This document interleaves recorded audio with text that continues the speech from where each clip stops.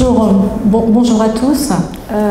Mesdames, Messieurs, donc je suis très heureuse et très honorée de participer à l'ouverture de ce symposium donc, qui fête les 20 ans de l'ISPED aux côtés de Madame la directrice, Madame la présidente du conseil d'administration et Monsieur le représentant donc, de l'université. Je voudrais dire qu'au titre de l'Agence régionale de santé, au nom bien sûr de notre directeur général qui regrettait vivement de ne pas être présent ce matin, et puis également à mon nom en tant que médecin de santé publique et actuellement donc directrice adjointe à la stratégie au sein de l'Agence régionale de santé Nouvelle-Aquitaine, je voudrais dire que l'ISPED c'est vraiment une opportunité pour notre agence. Opportunité, je dirais, ça a été largement évoqué par Madame Chen dans le cadre des différentes missions de l'ISPED, que ce soit dans le cadre de la formation. C'est une chance pour la région que nos différents professionnels de santé de la région puissent être formés au sein de l'ISPED. Ça permet également un partenariat renforcé avec l'agence, puisque comme ça a été évoqué, certaines personnes, certains professionnels de l'agence interviennent dans des modules de formation. Modules de formation et formation avec un très large panel tel que ça a été évoqué. Une opportunité sur un deuxième aspect qui est les liens forts donc, avec la recherche et notamment les équipes INSERM. Et je ne citerai que le suivi de cohorte qui permet justement une meilleure connaissance de certaines populations qui ne peut qu'être utile dans le cadre de la mise en place de nos politiques publiques de santé pour la région.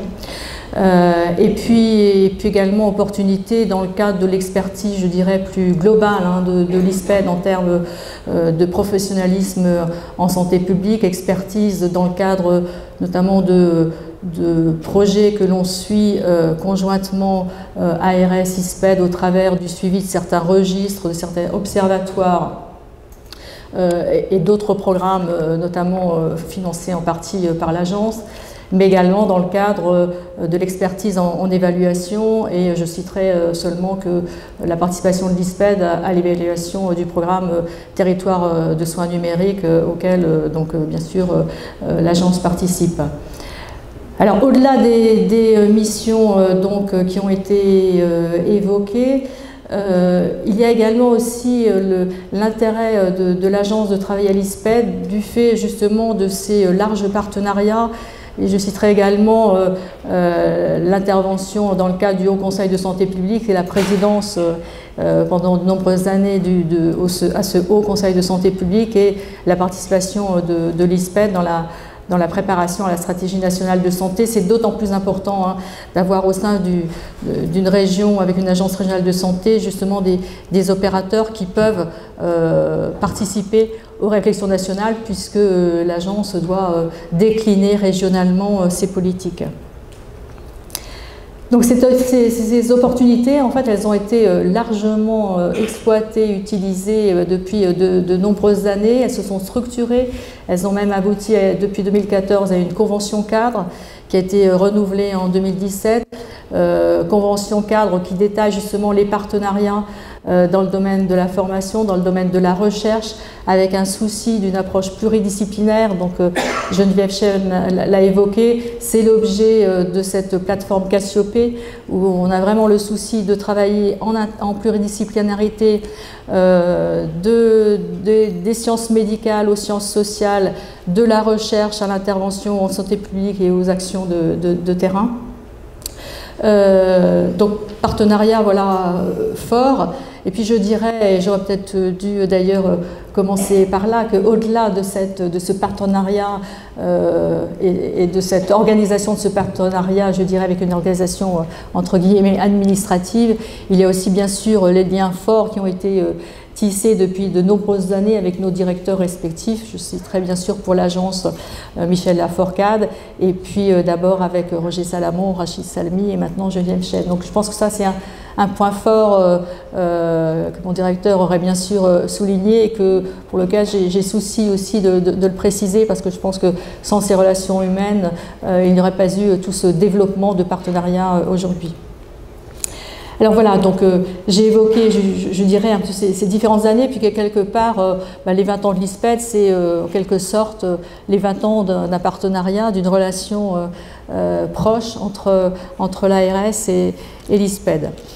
D'ailleurs, ARS aujourd'hui Nouvelle-Aquitaine, mais c'était déjà donc ce partenariat au fil des ans avec en ex-Aquitaine d'abord la DRAS et ensuite l'ARS, et maintenant la reconfiguration territoriale nous fait réfléchir à nos politiques dans un périmètre géographique bien plus vaste. Alors maintenant, justement, les 10 ans qui viennent, on est, je crois, un peu à la croisée des chemins, puisque vous, l'ISPED, fête ses 20 ans et réfléchit à son devenir dans les 10-20 ans. Et dans le cadre de la région Nouvelle-Aquitaine, nous allons mettre en place notre projet régional de santé, qui lui aussi est à une prospective de 10 ans, 2018-2028. Et dans le cadre de cette réflexion et de cette mise en place, puisque ce projet régional de santé va être dans les prochains jours publié, eh bien, nous allons devoir le mettre en œuvre, et bien sûr avec tous les acteurs de la région et les acteurs qui ont comment dire, une connaissance de ce qui peut exister en matière de santé publique bien au-delà des frontières de la Nouvelle-Aquitaine. Donc besoin de renforcer notre partenariat sous différents aspects.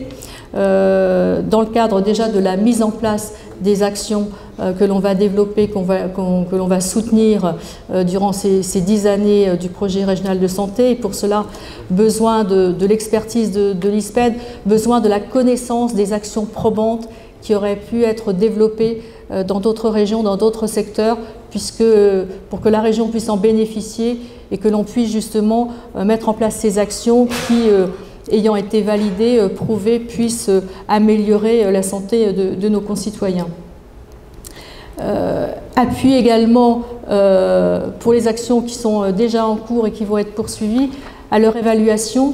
À ce titre, je voudrais préciser qu'au sein de l'agence et avec ses partenaires, on a souhaité avoir, pour la préparation de ce projet régional de santé, une démarche la plus académique possible, puisqu'on a souhaité intégrer vraiment dès le départ, puisque d'ailleurs le projet n'est encore pas publié à ce jour, une démarche d'évaluation.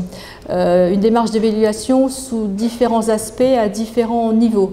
D'abord parce que dans le cadre de cette réflexion, on a souhaité vraiment pointer pour les 10 ans à venir pour notre région des orientations stratégiques fortes, donc à horizon de 2028.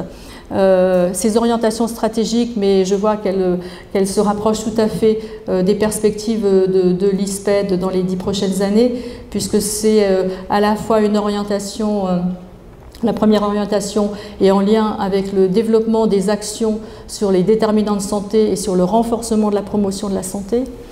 La deuxième orientation est sur l'amélioration d'un accès aux soins et à la santé le plus équitable possible pour tous les néo-aquitains. La troisième orientation concerne la meilleure coordination des professionnels de la santé et donc de fait l'amélioration des parcours de santé des personnes. Autre point, et j'en suis très heureuse que ça a été évoqué dans le cadre de vos formations, la participation plus forte à la fois des usagers mais aussi des citoyens dans le système de santé de notre région. Et notamment, il y a bien sûr un point de notre projet régional de santé qui intègre les patients usagers au sein, dans le cadre de formation. Et puis dernière orientation, c'est une orientation qui se veut justement être assez prospective et qui intègre largement l'innovation, les innovations tant organisationnelles que techniques au service de la pertinence et de la qualité des prises en charge.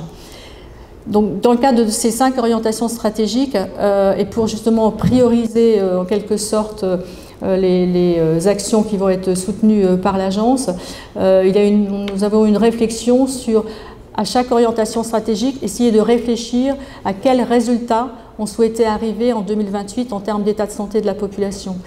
Et à ces résultats, on a souhaité y associer des indicateurs autant que possible, les plus pertinents possibles pour attester des résultats. Donc, autant que possible, des indicateurs, non pas de moyens, mais des indicateurs de résultats, calculés à partir des bases de données existantes, calculés à partir d'enquêtes ad hoc. Et donc là, dans ce cadre-là, parce qu'il y a ce premier niveau de suivi d'évaluation qu'on souhaite avoir, mais il y aura également, avec une perspective de 10 ans, on a largement de quoi travailler avec l'ISPED sur des évaluations plus poussées de certaines actions.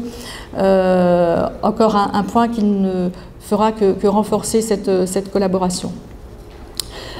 Et d'ailleurs, à cette occasion, nous n'avons pas attendu donc, cet anniversaire, puisque nous avons eu déjà le 22 juin dernier une réunion de travail très, très utile, très intéressante, justement pour réfléchir à ce que pourra être notre partenariat dans les prochains mois, prochaines années, entre notre agence et l'ISPED. Voilà, je voudrais simplement finir cette intervention sur un des enjeux vraiment forts qui ont été évoqués, mais sur lequel je voudrais insister. C'est vraiment cette vision prospective que l'on souhaite développer dans le cadre du projet régional de santé qui va nous réunir.